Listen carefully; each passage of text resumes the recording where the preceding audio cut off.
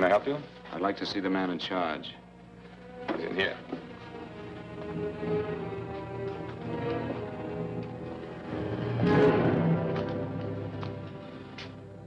I want to report a murder. Sit down.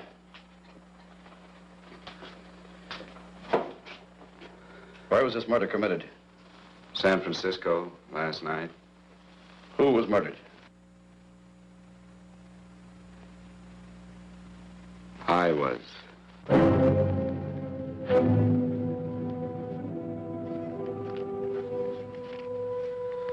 Well, do you want to hear me out or don't you, Captain? I don't have very much time. Your name Bigelow? Frank Bigelow? That's right. Answer the San Francisco APB. Send it direct to Inspector Bannon at Homicide. Tell him we found Frank Bigelow. Go ahead, Mr. Bigelow. Well, this involves some other people, Captain. A number of other people. You tell it any way you like. I live in a little town called Banning out on the desert. It's on the way to Palm Springs. I have a small business there. Paula? Yes, Mr. Bigelow. Give me a copy of Miss Hollis's 48 tax return, will you? Oh, you better get the 47, too. Yes, Mr. Bigelow. I don't think we took any depreciation on that new equipment last year. Oh, no, we didn't. I remember you said we could include it all this year. Sure, we can. Hey, Frank. Yeah, well. Peterson says he wants a financial statement before he can give me my loan. Hello, Kitty. I will. Well, I'm leaving for San Francisco today, but I'll be back in about a week. I'll take care of it for you then. Sure is a scorcher, isn't it? Well, I've seen him worse. Well, have a nice time, Frank. Yeah, thanks, Will. Paula, why don't you come down to the place and let me give you another permanent? Makes your hair so much easier to manage in all this heat. I can't afford it right now. Maybe next month. Yeah, here it is. No, we didn't take it. Well, we can do it this year. You work it out any way you think best. Have a nice trip, Frank. Sure, Kitty. See you when I get back. Bon voyage. Why don't you come down anyway, Paula? We'll work out a deal on that permanent. Thanks. Maybe I will. Hello?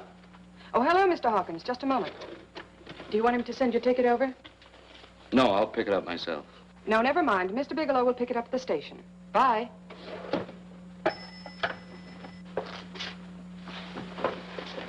I want to go with you, Frank. Now, Paul, I'm just going on a little vacation. You know that? You want to go without me, don't you? Be gone just a week. And I suppose you've just made up your mind to take this little vacation at 9 o'clock this morning? No, Paul. I meant to tell you about it a few days ago. I guess I forgot. Oh, you forgot. Paula, don't be like that. Don't be like what? You just drop a little announcement that you're going away. Not tomorrow or next week or next month, but today. No explanations, nothing. And I'm supposed to swallow the excuse that you need a little vacation. I just want to get away from town for a few days, that's all. Get away from this town or get away from me. Oh, Paula, please try to understand. How can you ask me to understand anything like this? No, I'm sorry, but I don't understand. Go to San Francisco, but don't expect me to be waiting for you when you get back.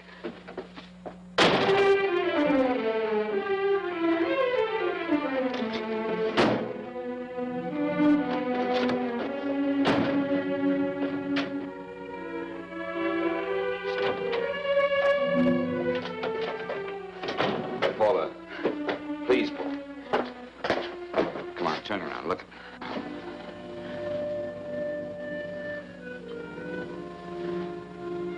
Come here. Why do you do this to me, Frank? Why can't you be honest with me? As honest as I am with you? Do you have to go? I have to go, Paula. I know what I'm doing. All right, go. Go anywhere you like. You can go to blazes for all I care. Paula. Paula. Yes, I know I'm being foolish. Come here.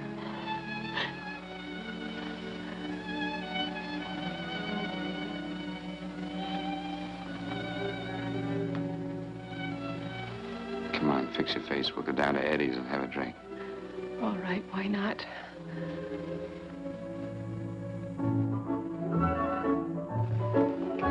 Hi, Paula. Hi, Eddie. Give us a couple of cold beers, will you? Coming up. Hi. Come on.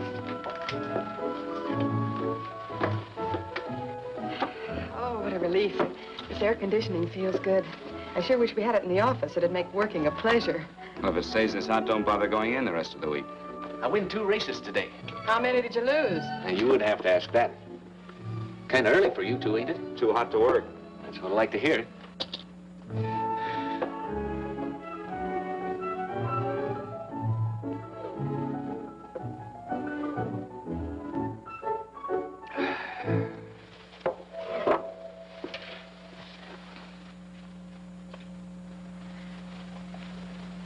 Frank, you'll take me with you, won't you? You will, won't you? Or am I crowding you? What do you mean, crowding me? Maybe you do need this week away alone. Maybe we both do. I know what's going on inside of you, Frank. You're just like any other man, only a little more so.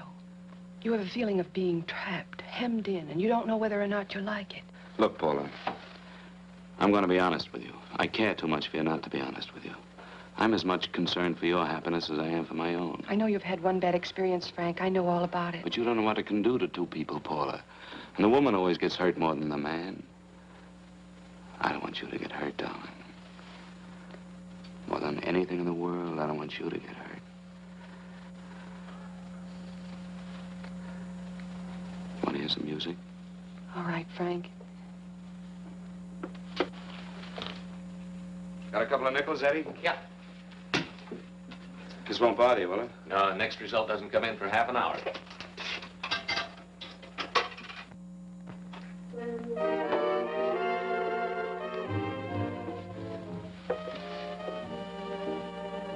I thought that by now we'd be married. No, I'm not going to crowd you anymore, Frank.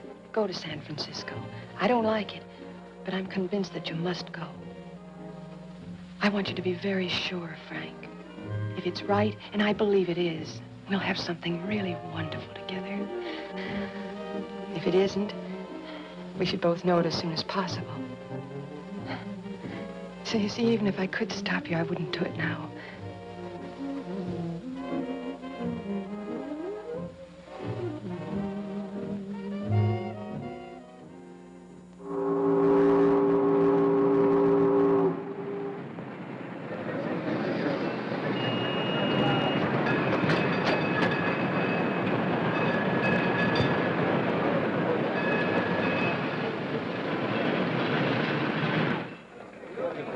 Yes, sir.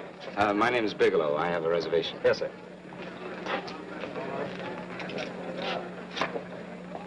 Here we are, sir. My name is Bigelow. I have a reservation. Yeah, I have it, sir. It's a very nice room on the 6th floor, facing the bay. Boy, this might help you enjoy your stay, Mr. Bigelow. It's a little booklet on how to have fun in San Francisco. Oh, thank you. Very welcome, sir. Thank you.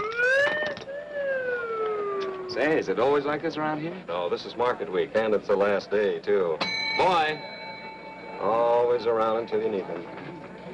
Oh, 517? Thank you. Here's a message for you, Mr. Bigelow. Long-distance call came in about an hour ago from Banning, from a Paula Gibson. Oh, thank you. Very welcome. Show Mr. Bigelow to 618. Right this way, Slide.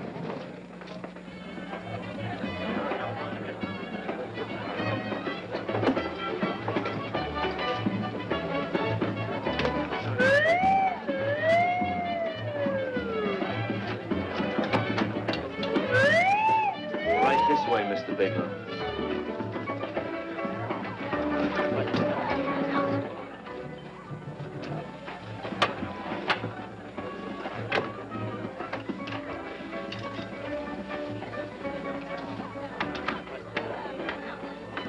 Is there anything else, Mr. Bigelow? Oh, yes, you can get me a dry Manhattan and a package of razor blades. Yes, sir. Thank you. Oh, and you can leave that door open. Hello, operator. I want to speak to Miss Paula Gibson in Banning, California. Yeah, that's right. No, I'll wait. Hello? Hello, Paula. Oh, hello, Frank. How was the trip? Fine, just fine. Having a miserable time, I hope. Well, I don't know. I just got in. What was that? Market week. The place is crawling with traveling salesmen. You know, Charlie Anderson found out that you went away, and he asked me to go out with him. Oh, really? How did he make out? I'm considering it. Is that what you called to tell me? I'll have you know that this call is strictly business, Mr. Bigelow. Did a Mr. Phillips phone you? A Eugene Phillips of Los Angeles. No. He will. He phoned the office 3 times today. Said that he wanted to get in touch with you immediately. He said it's most urgent and imperative that he reach you at once. What did he want? I don't know. But he sounded deep, dark, and mysterious, and quite agitated about something. Phillips. Have we ever done any business with him? Not unless you've been keeping it a secret from me. I looked through all the accounts. Why did you tell him you could reach me here? You know I'm supposed to be on vacation. So you told me. And so I told him, dear heart. But the gentleman didn't seem to respect your temperamental moods the way I do. He was very insistent that he speak to you before it's too late, as he put it. Well, tell him you tried to get in touch with me and I've changed my plans and you can't reach me. He won't talk to me. I told him that I was your confidential secretary, but I guess I didn't sound confidential enough. So I told him that he could reach you there this evening. Well, call him back. If it's as important as he says it is, he'll talk to you. Otherwise, he'll just have to wait until I get home. My, aren't we adamant this evening? All right, shall do. And Frank, Yeah? I don't quite know how to say this. Say what? Well, what I want to say is that there's nothing you can do that you ever have to feel guilty about. Oh. Sure. Thanks, Paula. I'll call you tomorrow. Right?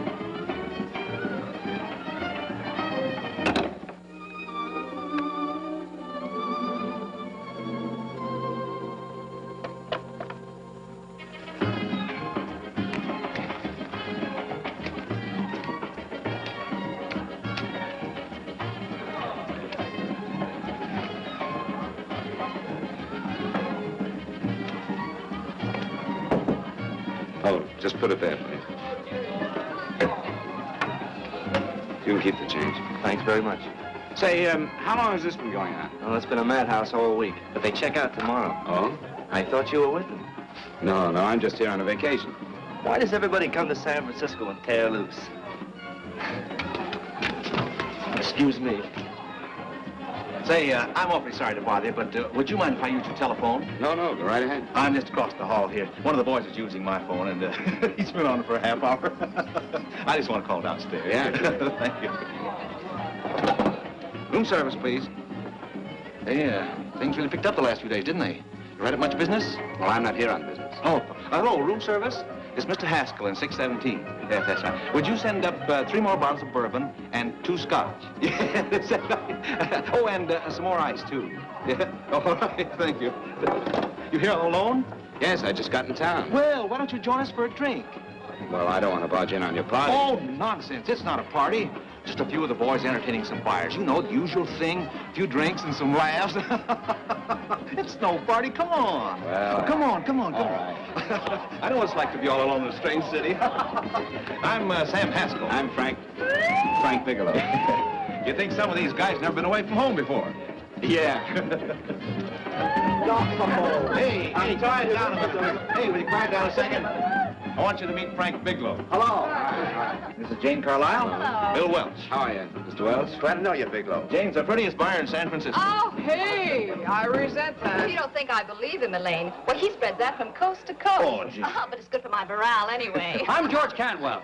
Glad to know you, Mr. Bigelow. Bigelow, yes. Right on much business? He's not here on business. Oh? Well, Well, why don't you get the man a drink before he dies of thirst? how about a little bourbon? Well, that's fine. Bourbon it is. Of course, Mr. Wallace. In fact, yes, Mr. Wallace.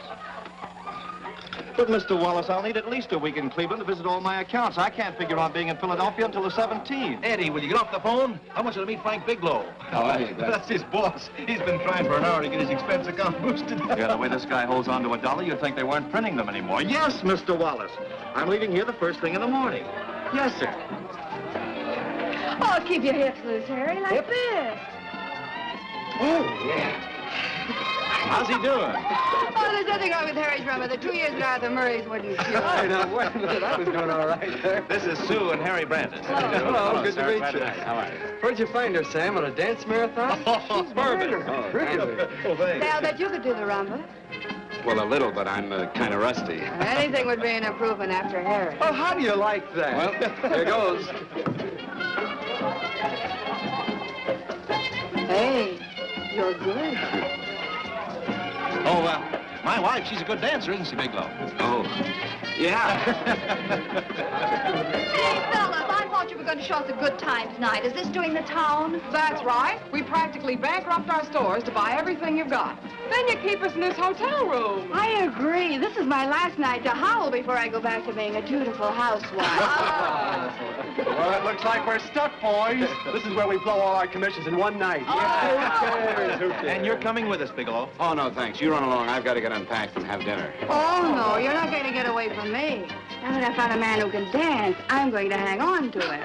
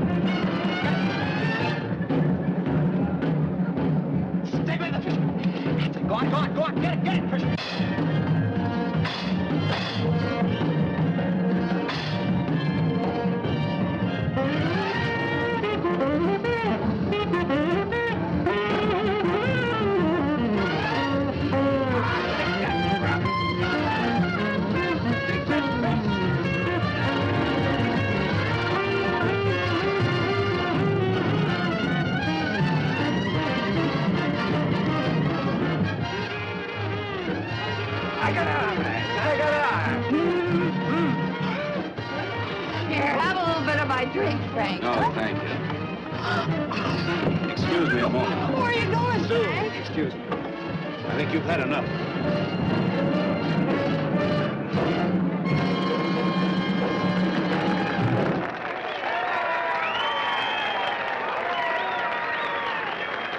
What'll it be? Bourbon and water, no ice. Nice, quiet place you got here. Wait till they hit the pitch in about an hour. That's when they really go out of their minds. Who's the blonde? Oh, she's one of the chicks that hangs around here. She's jive crazy. Come again? Oh, you ain't hip, pal. Jive crazy means that she goes for this stuff. Just between you and me, I don't get it either, but I gotta listen to it. They're all connoisseurs, music lovers. Me, I like Guy Lombardo. What's the matter with him? Oh, he's flipped. The music's driving him crazy. Come down, Jack. Oh, don't buy me, man. I'm being light. Is the blonde alone? Oh, sure, society. She always comes in alone. Drives a big convertible, wears a mink coat, but knows everybody. But she always comes in alone. Thank you. I wanted to kiss you. I tried to. Give me another blast, Leo. When you... What's your story, Jeannie? Easy.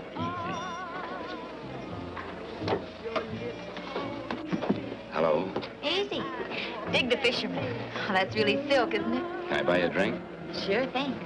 Give me a blast, Leo. Leo, I left my blast at the other end of the bar.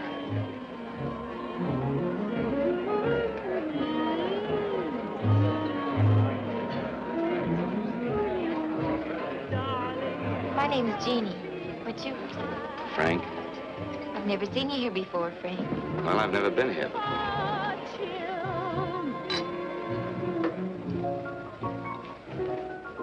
This isn't mine. Mine was bourbon. Well, sure it is. You saw me pour it. Give me a fresh drink. Anything you say. Oh, listen to that piano. Feel those vibrations. You don't get your kicks out of this, do you? I can live without it. Why do you stay here? I don't know. I bet I know. You're lonely in a big city. Oh, you don't have to go into a routine with me. I like good company, too.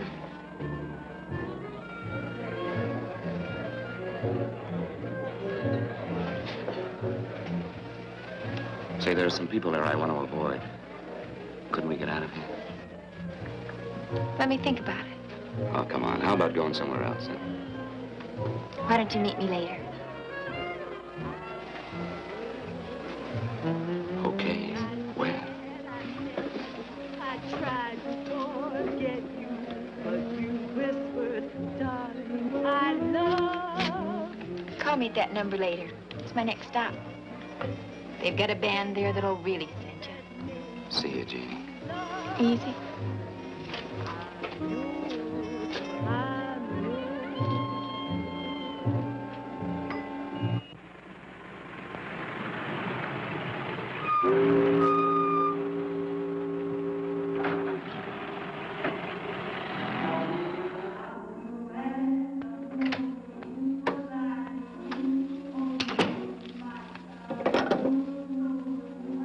Never mind, operator.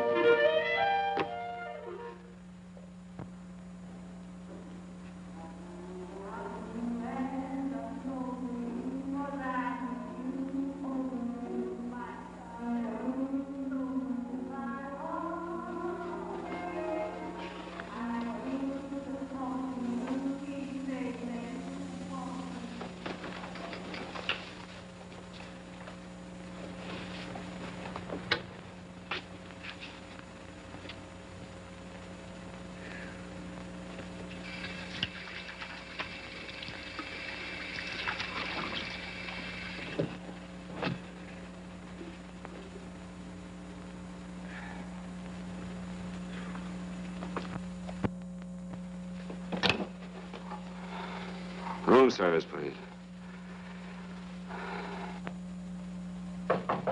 Come in.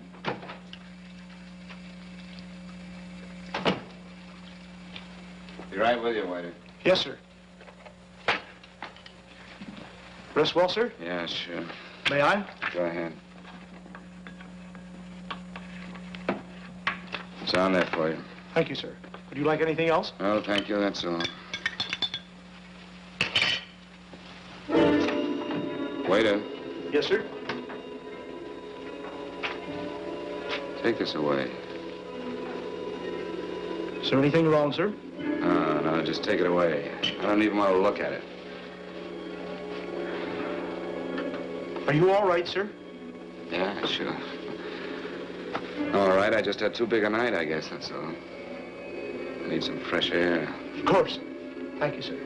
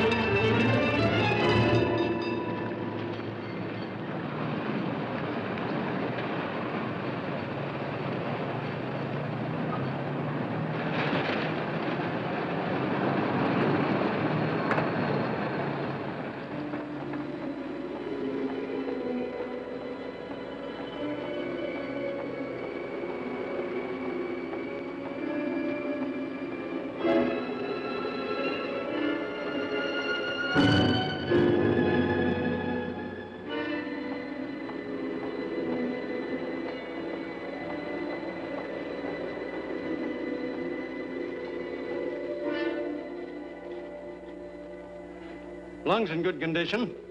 Blood pressure normal. Heart fine. Well, it's a good thing everybody isn't like you, Mr. Bigelow. Put us doctors out of business. I'm glad to hear it, Doctor. I was a little worried. Don't let a little bellyache worry you. Could be just a change of climate. Well, it isn't exactly an ache, Doctor. It's kind of hard to describe the feeling. Maybe it was the drinks I had last night. I might have mixed them too much, huh? Let's have another look at that throat. You may finish dressing now, Mr. Bigelow. I want to get the results of those tests we took. Thank you, Doctor.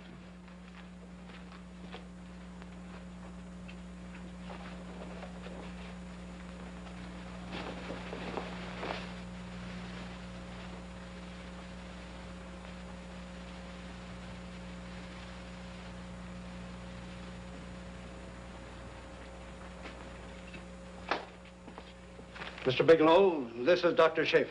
Hello, Doctor. How are you? Sit down, Mr. Bigelow. According to the information you gave Miss Wilson, you're not married, Mr. Bigelow. That's right. Do you have any relatives, family, anyone in San Francisco?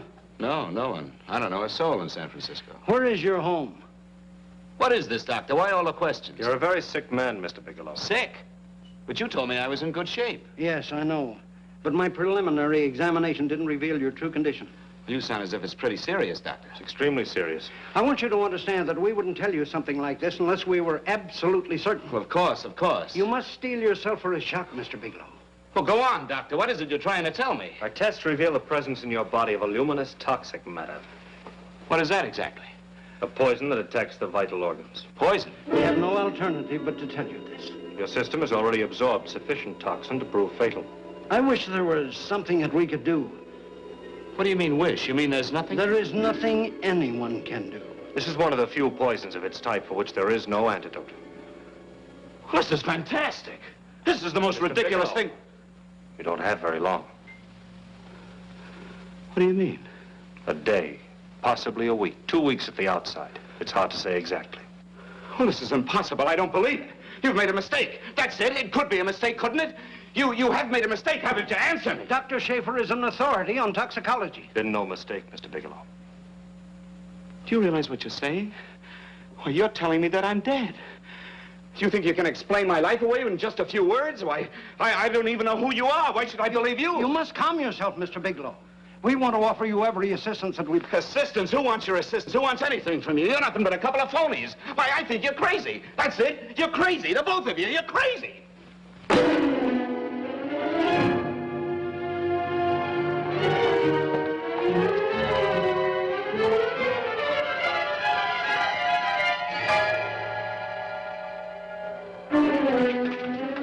Where's the doctor? You just come in. Come on, tell me. You've got to go to the medic before you come Get out here. of Doctor, What's the trouble here? What's the matter with you? Doctor, I want you to examine me for luminous poison. Come right in here.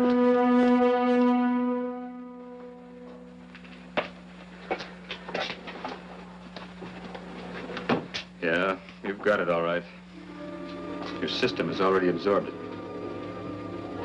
Are you sure, Doctor? Are you absolutely certain? Couldn't there be some mistake?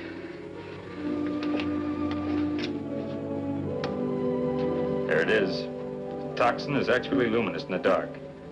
Now, there's no doubt about it, Bigelow. I don't feel sick. My stomach is just a little bit upset. Maybe it's not as bad as you think, Doctor. That's characteristic.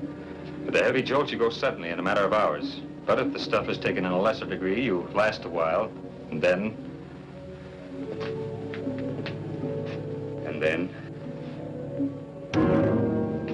Give it to me straight, Doctor. Well, a number of things are involved. The systemic condition of the individual, the amount consumed, exertion. Yes? You won't feel too badly for a while. Then it will happen suddenly. A day, 2 days, a week at the most.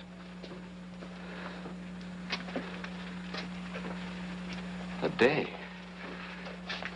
2 days? There's nothing that can be done now. If it had been caught in time, your stomach could have been washed out. But you've had it in you for some time now. For at least 12 hours, haven't you, Bigelow? I don't know. You don't know? No. Don't you know how you got it? No. This is no accident. Somebody knew how to handle that stuff. That wax is tasteless and odorless. And the amount of alcohol in your body, you must have got it in liquor. I was drinking last night. I'll arrange for your admission to the hospital immediately. Of course, I'll have to notify the police. This is a case for homicide. Homicide? I don't think you fully understand, Bigelow. You've been murdered.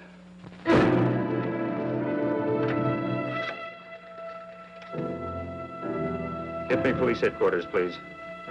Homicide Bureau.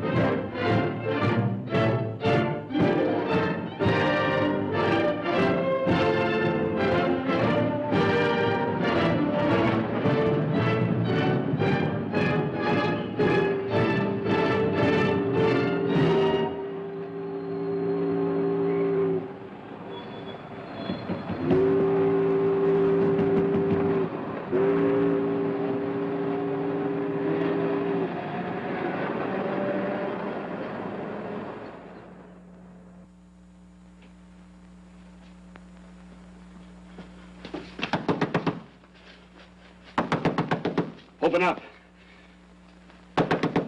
Open this door, I tell you. Open it up or I'll break it down. Where are those men? Where are those men who were here last night? I don't know. There are no men here. Please go away. Don't lie to me. Where are they? Mister, this lady just checked in. Those men aren't here no longer. They checked out of the hotel early this morning. Checked out? Please go away. I'm sorry. I'm terribly sorry.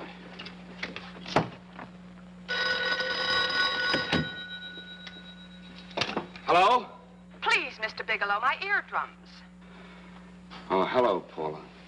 Your enthusiasm overwhelms me. Why haven't you phoned me, or is there a quota on telephone calls up there?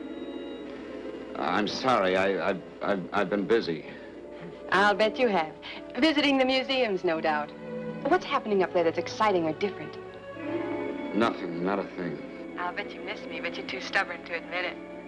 Sure. You know, if you'd like me to come up, I can pack a toothbrush and leave right away. No. Well, you don't have to snap my head off. You could at least make a pretense of missing me. I'm sorry, Paula. Of course I miss you. Listen, Paula, Paula, it's just that I don't feel like talking now. I'll call you later. Don't strain yourself. You phone me sometime when you feel more like talking. Oh, by the way, I called that Mr. Phillips back. Phillips? Yes, you know, the man that tried to reach you. Well, I'm afraid you'll never know why it was so important that he speak to you. His office said he died yesterday. Frank, are you there? Did you hear me? Died? When? Yesterday. So you won't have to bother your little head about him anymore. You can just go ahead and have fun. Paula, what did he die from? Do you know? I suppose he died from whatever people usually die from. Well, didn't they tell you? Don't you know? What are you getting so excited about? You said you didn't even know the man. Listen, where's his office located? What difference does it make? You can't talk to him now. I told you the man's dead. Paula, will you stop talking so much and tell me where his office is? Well, right. It's the Phillips Importing and Exporting Company, Bradbury Building, Los Angeles. Bradbury Building, Los Angeles. That's right. Say, this is really a switch. Listen, if you want to reach me, I'll be in Los Angeles. Are you out of your mind? I'm sorry, Paula. I've got to hurry. Wait a minute. Where in Los Angeles? The Allison Hotel. Goodbye, Paula.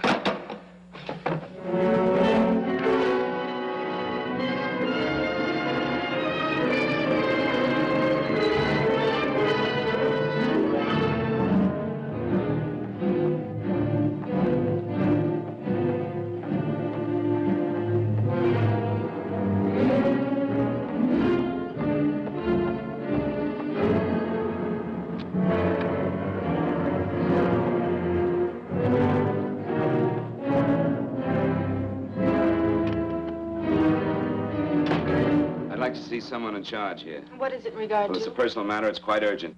Perhaps Mr. Halliday can help you. Who's he? He's our controller. Your name, please? Bigelow. Mr. Bigelow to see you. Send him in. Go right in, please. That door.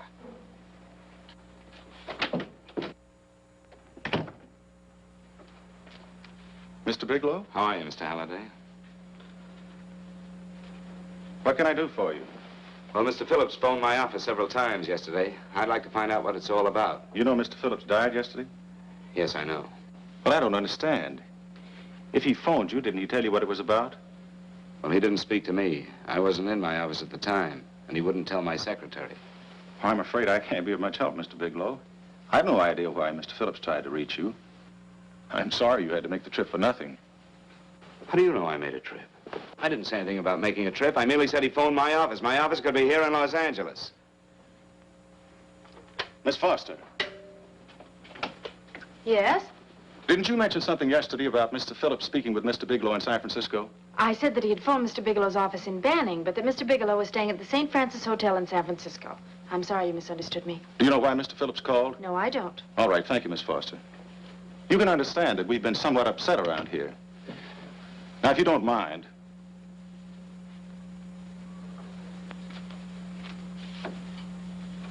Did Mr. Phillips have a wife, family, anyone that could help me?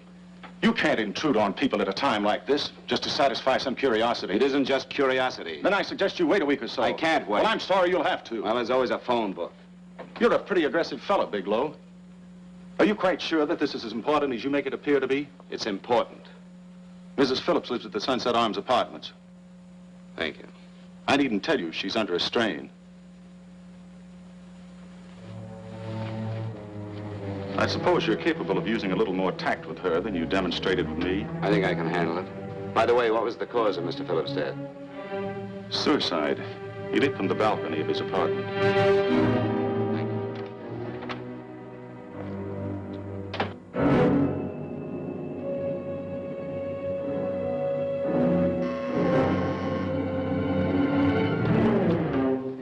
Come in, Mr. Bigelow.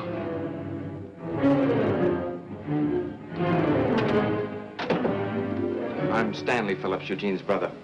Halliday phoned that you were coming.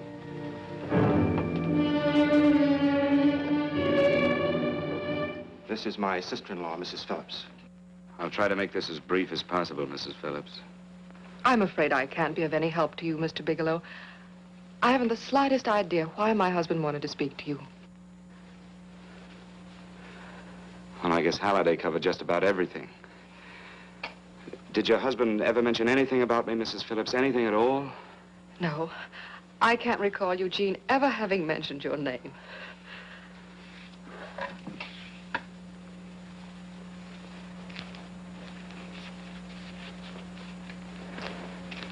I hate to ask you this, Mrs. Phillips, but it's of vital importance to me. Do you know why your husband committed suicide? Oh. You're certainly not the most diplomatic person in the world, are you, Bigelow? Were you a friend of my brother's? I never met him.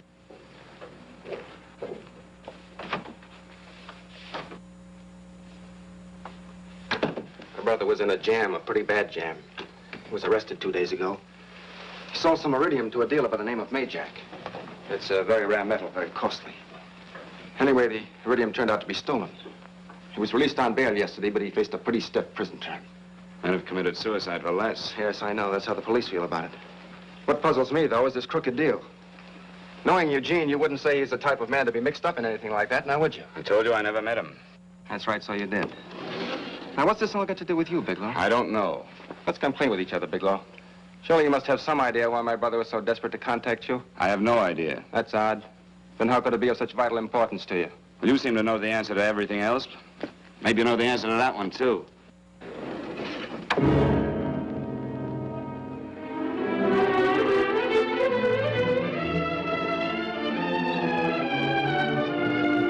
There's a message here for you to call operator 82 at Fanning. Oh, thank you. Show Mr. Bigelow to room 821. Say, would you have the operator put this call through to my room right away? I'll take it up there. Thank you. Hello, operator. Here you are. I'll call you if I need anything. Thank you, sir. Hello, Paula?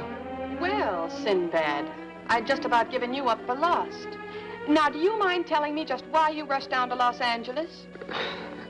I can't explain it to you just now, Paula. I just can't explain it. What's going on, Frank? You don't even sound like yourself. Well, I'm just a little tired, Paula, that's all. But I miss you.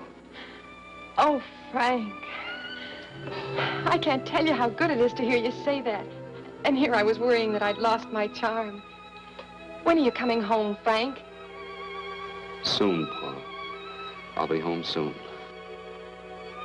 I'll go right out and get myself a permanent so I'll be pretty when you see me. Hey, guess what? I found that Phillips name in your notarial ledger. Notarial ledger? Yes, of all places. I remember now I made the entry myself. You had notarized a paper one morning before I came to work. What kind of paper was it? A bill of sale for a George Reynolds made out to Eugene Phillips of Los Angeles. So you see, I was right. We hadn't done any business with Phillips, only indirectly. What was the bill of sale for? A shipment of iridium, whatever that is. Iridium? You mentioned at the time that this fellow Reynolds had made some kind of a deal in Palm Springs, and he stopped in your office early in the morning on his way north to have it notarized. Wait a minute. Wait a minute, George Reynolds. That was about 6 months ago, wasn't it? That's right, 6 months ago. Thanks, Paul. Goodbye. Goodbye. Hello, operator. Get that number back for me.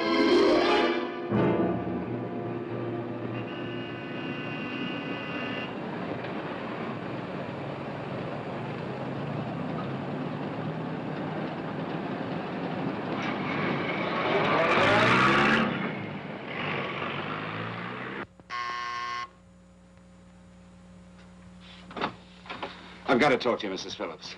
Please, go away. I want to be left alone. But I found out why your husband wanted to see me. It was in connection with a bill of sale.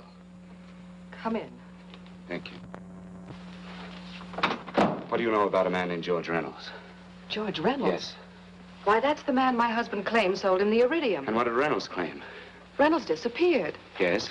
About 2 months ago, my husband grew suspicious that something was wrong.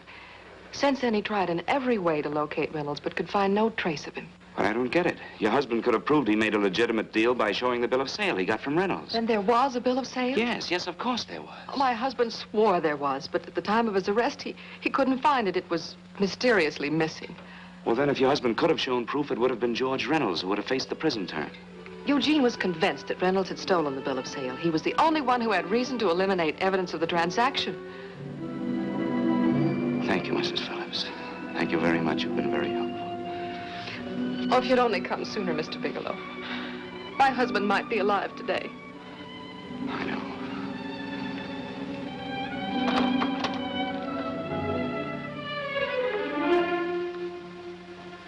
The only thing that puzzles me, Mrs. Phillips, is that you haven't asked how I knew there was a bill of sale.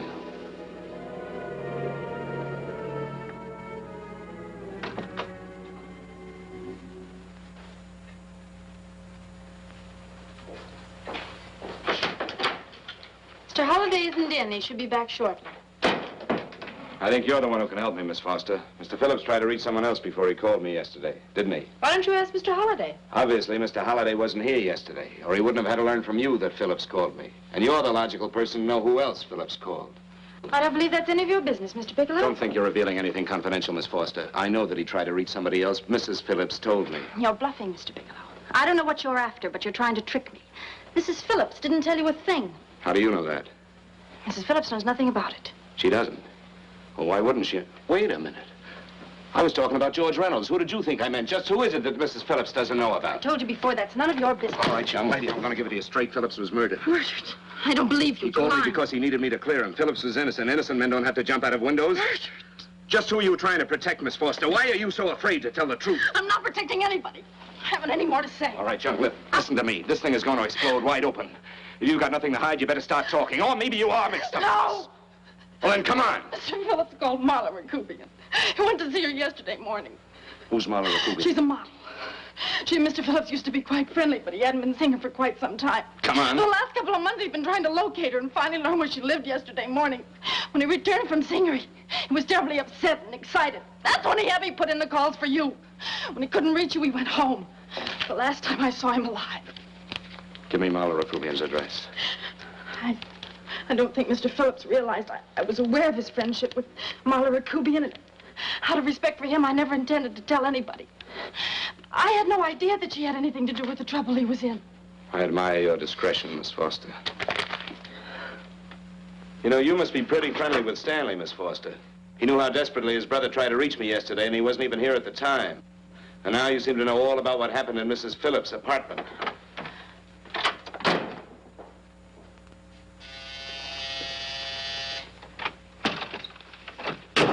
Miss Rakubian? Yes? What do you want? Get out of here or I'll call the Go police. ahead, call him. Oh, go ahead, call him. Going on a trip, huh? Yes, going away for the weekend. Sailing for Buenos Aires tomorrow, some weekend. I'll send you a postcard. Now get out of here. Who are you going with, George Reynolds? Never heard of him. I suppose you've never heard of Eugene Phillips either. Just who are you? What do you want? Never mind who I am. Where's Reynolds? I told you I don't know him. Now will you get out of here and leave me alone?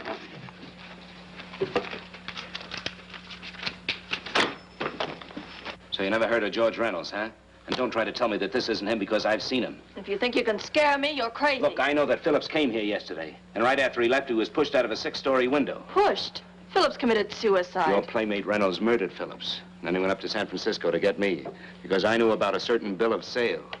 I don't know what you're talking about. You're in this right up to your pretty little neck. I'm not mixed up in anything. Get your hands up. Drop that picture on the couch. Turn around. Don't get any ideas because I'm not afraid to use this. Give me your wallet.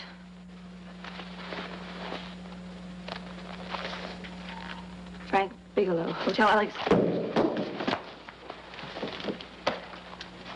All right, now where's Reynolds?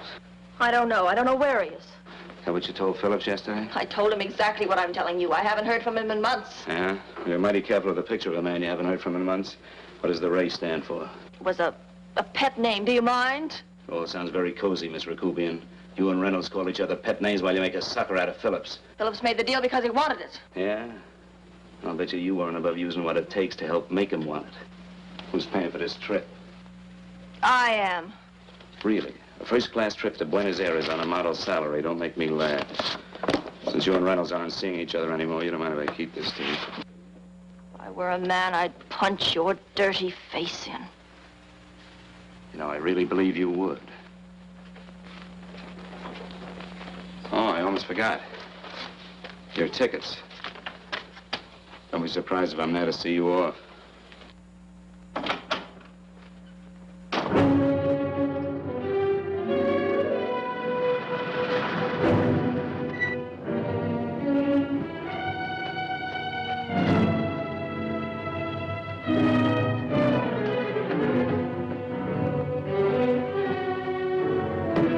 Angelo.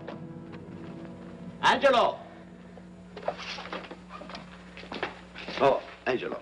Do you remember taking this picture of George Reynolds? I take so many pictures, I can't remember them all. This gentleman is a friend of his and would like his address. We have no card on him. I don't think we ought to do that. He's willing to pay $20 for it.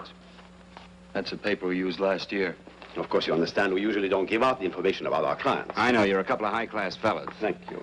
Revealing anything confidential is against the ethics of our establishment. That's right. Honesty is the best policy. Of course. But in your case, inasmuch as you're a personal friend of Mr. Reynolds... Thanks. I knew you'd come through. Got it. Here it is. We don't have his address. He must have called for the picture. But he couldn't have been a very good friend of yours, mister, because his name is not George Reynolds. It isn't? Well, what is it? It's a... Huh? Oh. Yeah. It's Raymond Rakubian. Rakubian? What's so unusual about that? The picture's signed Ray, isn't it? Yeah. Yeah. Thanks.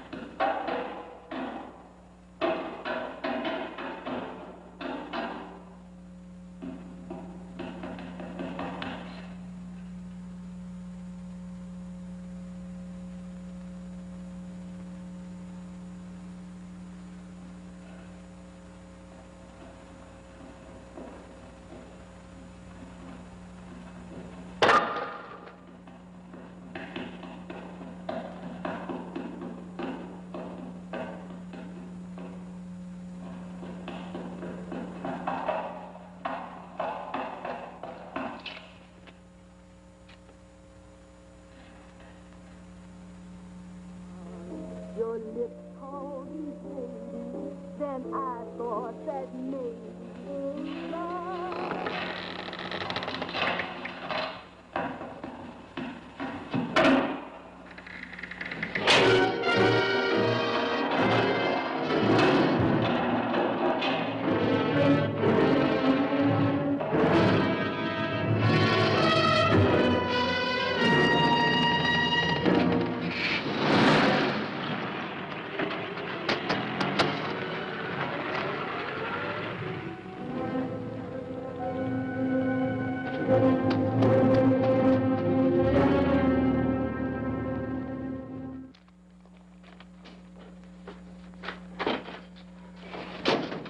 Bigelow, are you all right?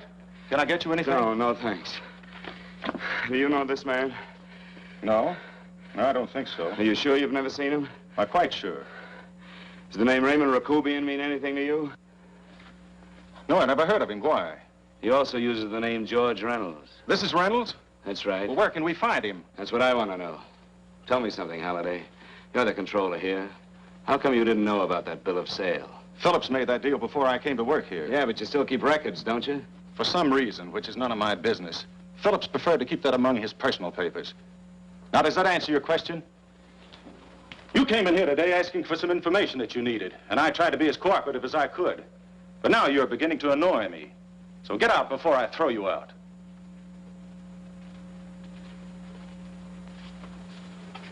You know, you really frighten me.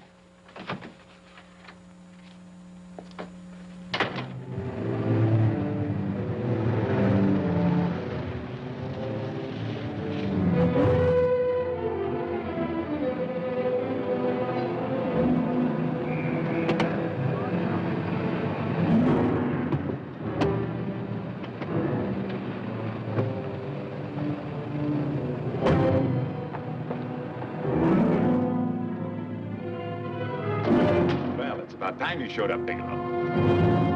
Go ahead, Dave.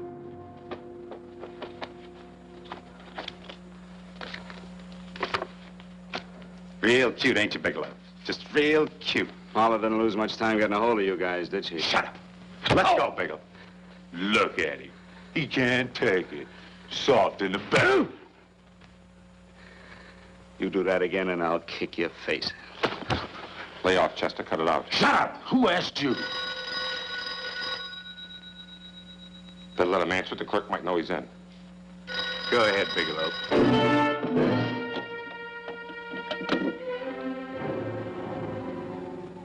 Hello? Frank. Frank, why did you hang up on me? I've been trying to get you for hours. I'm sorry, Paula. I was in a hurry. Well, don't be in such a hurry this time. You didn't give me a chance to finish what I had to say. I wanted to tell you that McGowan was in hollering his head off because you didn't go over the books. Tell McGowan to get another auditor. Sure. Sure, I'll just do that little thing and lose the best paying account we've got. Do as I tell you, Paula. Frank, are you drunk? Paula, how much we got in the bank? About $2,200. Draw it out tomorrow. Sure. Then what do? Skip town without paying our bills? Forget the bills. You know that coat you always wanted? Buy it. You are drunk. You know, if I didn't have such a good character, I'd be tempted to take advantage of your intoxicated state, Mr. Bigelow. I'm not drunk, Paula. Well, then don't tell me that one day away from me can affect you this way. Cut it short. Paula, Yes? I'm sorry I left you. I never realized how much I love you. But I know it now. Oh, Frank, darling, I love you too so very much. Please come home. I miss you terribly. I said cut it short. I'd just love to let you have it, Bigelow. Let's go, Chester. This guy's kept us waiting long enough. Now, walk in front of me, Bigelow. And keep your mouth shut. If you so much as look cross-eyed at anybody, I'll blow the back of your skull out.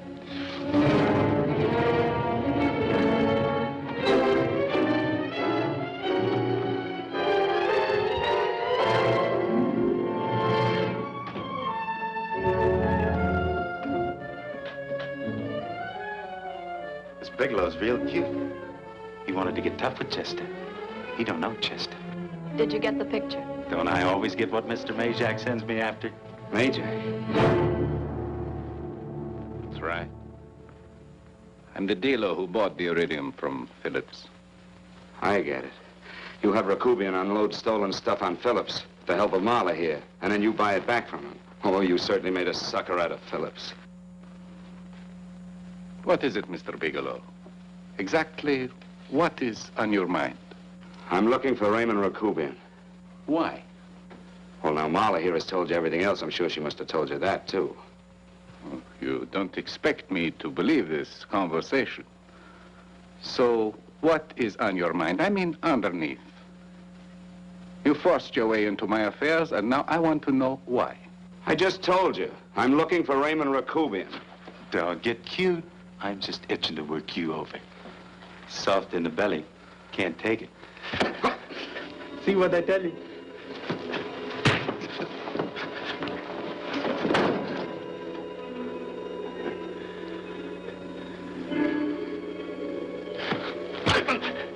Can't do that to Chester. I'm gonna blow your guts out. Easy. Lay off, Chester, not now. Look at him. He's so scared of Chester, he'd talk now. He's not afraid, Chester. You can tell from a man's eyes when he is afraid. Look at his eyes.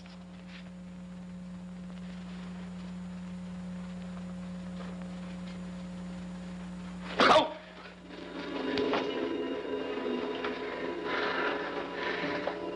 I'm telling you, Majak, you better keep him away from me or he's really gonna have to use that gun. Go away, Chester, please. Do what I tell you, my boy. Please.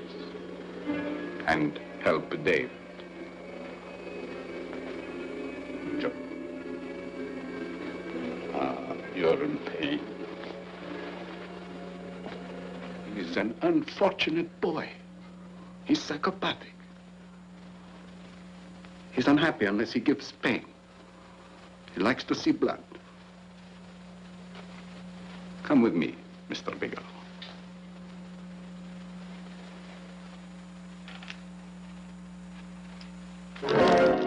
Raymond Rakubian was my nephew. He could not possibly have tried to kill you. He's been dead 5 months.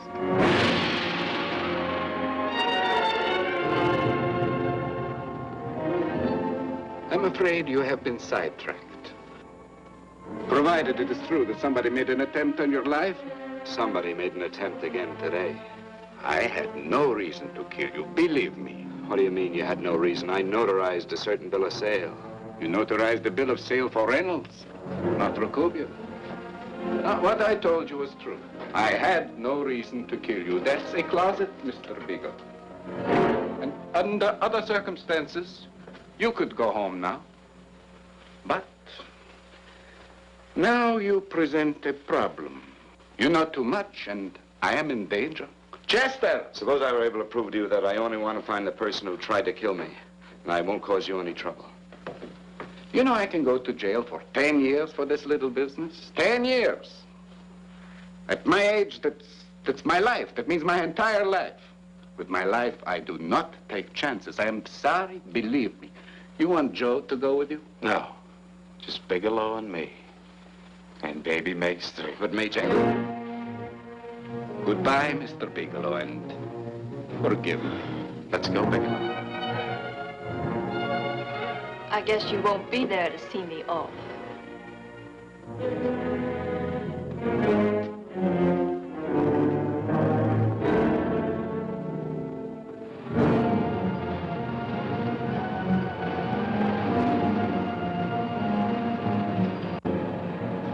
You tried to make a boob out of me in front of Major. You shouldn't have done that, Bigelow. I don't like that. I'm going to enjoy this, Bigelow. I've done jobs like this before. I knocked off guys I could like. But I don't like you, Bigelow. I never liked that puss of yours from the minute I seen it. Yeah. I'm going to enjoy this.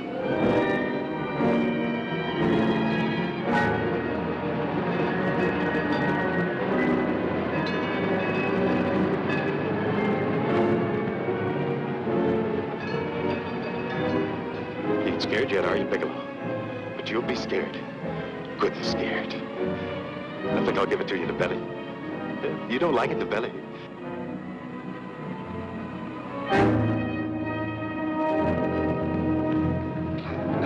Good. Try it. I'd just love you to try it, Bigelow. Why don't you try it? Go ahead.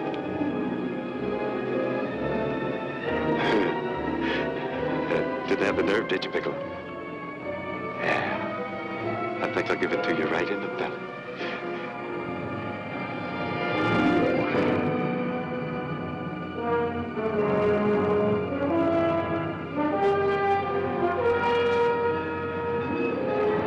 It takes longer when you get it in the belly. It's nice and slow. That's the way I want to see you go, Bigelow. Nice and slow.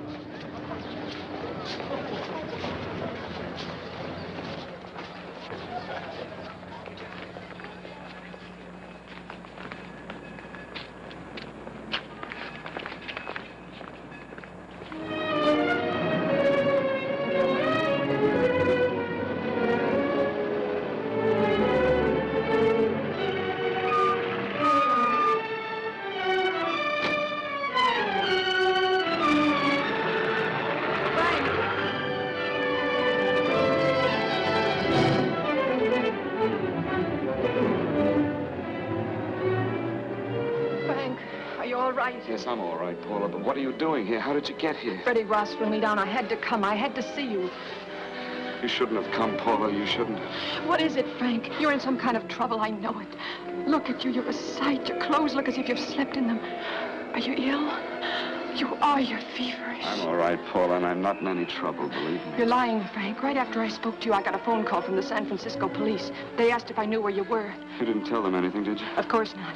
It was the homicide detective that called. What is it, Frank? If you're in any kind of trouble, you certainly can trust me. Look, I'm not in any trouble with the police, Paula, believe me. But you can't stay here. You've got to go back to Banning right away. No, I won't go, Frank. I won't. I'm staying here with you. Paula, it's better that you go back, believe me. Why? What's this all about? What have you got to do with this Phillips and Reynolds? Phillips was murdered. What could that possibly have to do with you? All you did was notarize a paper. You've notarized hundreds of papers. I know. All I did was notarize one little paper out of hundreds. Frank, you frighten me. You don't even act like yourself. I know that you're in trouble, that something is wrong, that you're in serious trouble. You frighten me, Frank. Oh, don't be frightened, Paula. Don't ever be frightened of anything again. Will you promise me that? I love you so much, darling, more than you seem able to understand. Oh. I never really knew happiness until I loved you. Sometimes when I used to be afraid that you weren't sure how you felt, I tried to hold back, but I couldn't. Losing you would have meant losing everything. There would have been nothing left. Don't, Paula, don't. Now I'm afraid again. Somehow I feel that I'm going to lose you, but there's nothing I can do about it. I feel so helpless. You're leaving me out of something. Tell me, Frank, what is it? Give me a chance to fight back. Just give me a chance, please. You do love me, don't you? Oh, yes, Paula, I love you. I never was more certain of anything in my life. I wasn't sure before. I was a little blind, I guess, but believe me, I'm sure now. Can you understand that, Paula? I understand. A man can be like that, Paula. Something has to happen. It can be a big thing or a little thing, but it can make him realize how much someone means to him, how much he really loves her. Oh, and I love you, Paula. More than I ever thought it possible to love anyone in the world, I love you. Then why won't you tell me about this trouble you're in? Why won't you try to let me help you? You can't help me, Paula. You don't want my help. Oh, Paula, there's nothing you can do. Will you believe me? So will you please go home, please? No, Frank. I won't go. I know you're in trouble. I can't leave you like this. All right, Paula, look, wait for me in the lobby of the hotel, and I'll be back for you soon, I promise. You promise? You're yes, sure? Paula, I promise. Is that a new outfit? Yes. Oh, it's beautiful.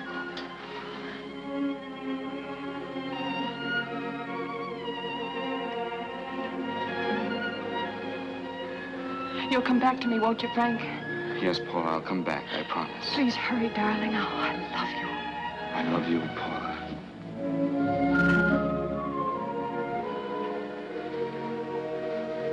Goodbye, Paula.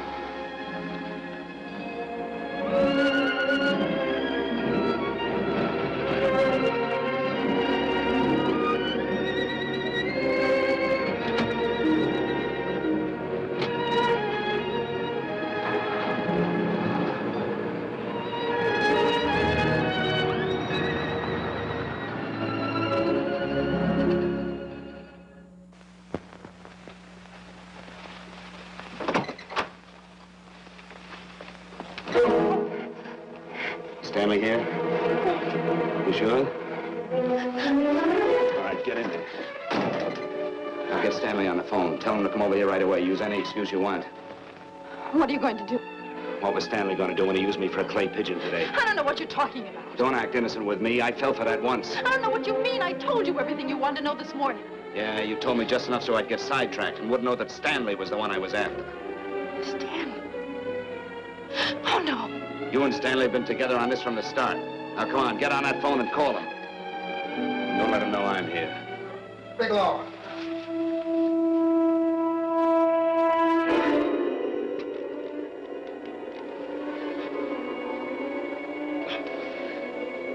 You've been sidetracked, all right. But it was the poor bereaved little widow who did it. Miss Foster found this letter this afternoon. It's in my brother's desk at the office. It's postmarked 2 years ago. It isn't exactly the kind of a letter that a married woman gets from a casual friend. I'm sure my brother wasn't aware that they were so well acquainted when he hired Halliday. What's the matter with him? He hasn't felt right since dinner. Where did he have dinner? At Mrs. Phillips' apartment. Halliday was there, too, and Stanley confronted them with that letter. Did you have anything to drink? Yes, why? How long ago? Half an hour ago, just before I came here. Miss Foster, get on the phone, call the emergency hospital. Have them get an ambulance over here right away. What? Tell them to prepare a stomach wash for luminous poisoning. Luminous poisoning? Go on, do what I tell you. You may still have a chance to save his life. Go on!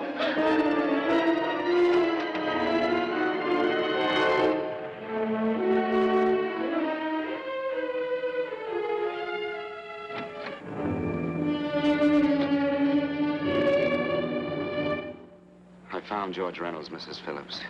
He's been dead for 5 months. Then he didn't steal the bill of sale. No, he didn't. But you could have stolen it. How dare you? You knew who I was when I came here today. But you were surprised to see me alive, weren't you? But I'm not alive, Mrs. Phillips. Sure, I can stand here and talk to you. I can breathe and I can move. But I'm not alive. Because I did take that poison. And nothing can save me. What are you going to do? If I kill you now, I have nothing to lose. No, you've got to listen to me. You've got to give me a chance. But I didn't have a chance. It was Halliday. Believe me, it was Halliday. He made me steal the bill of sale. He planned everything. What about this letter? Your husband knew about you and Halliday. He found it only yesterday. He accused Halliday. They fought, and Halliday pushed him over this balcony. And why me? Why did he want to kill me? Because you could have proved there was a bill of sale, that my husband had no reason to commit suicide. Halliday was desperate. After he killed my husband, he found out about the phone calls to you. He thought you spoke to him, that you knew enough to involve him.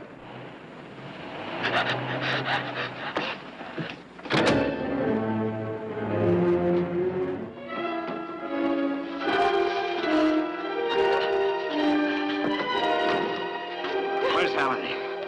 Where is he? He's at the office. This time you don't want.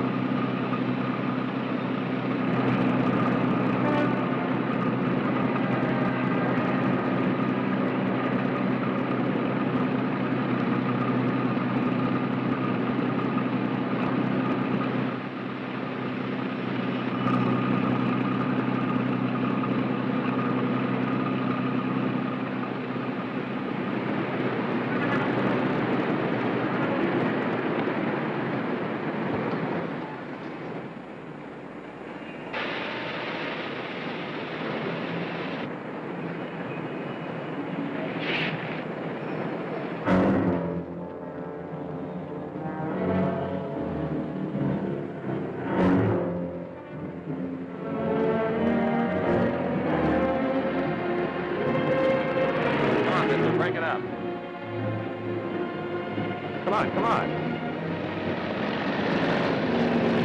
Come on, move along. Come on, let's break it up. Move along now. Let's get going. Come on.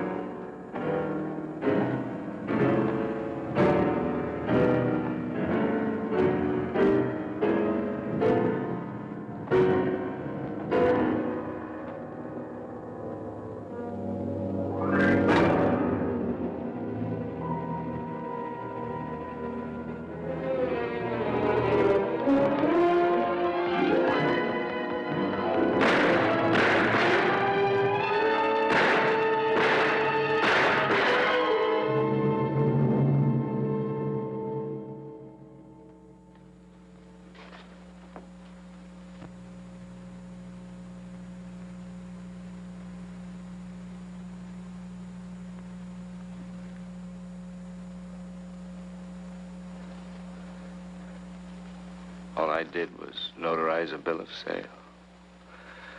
But that piece of paper could have proven that Phillips didn't commit suicide.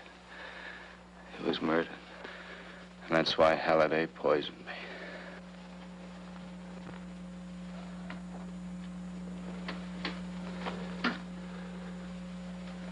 Would you?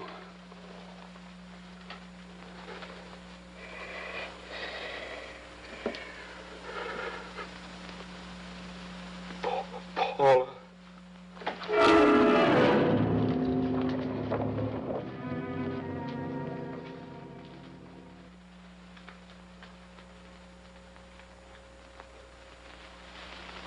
Call the morgue.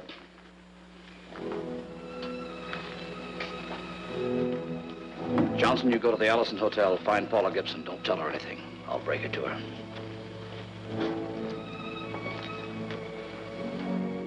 How shall I make out the report on him, Captain? Better make it dead on arrival.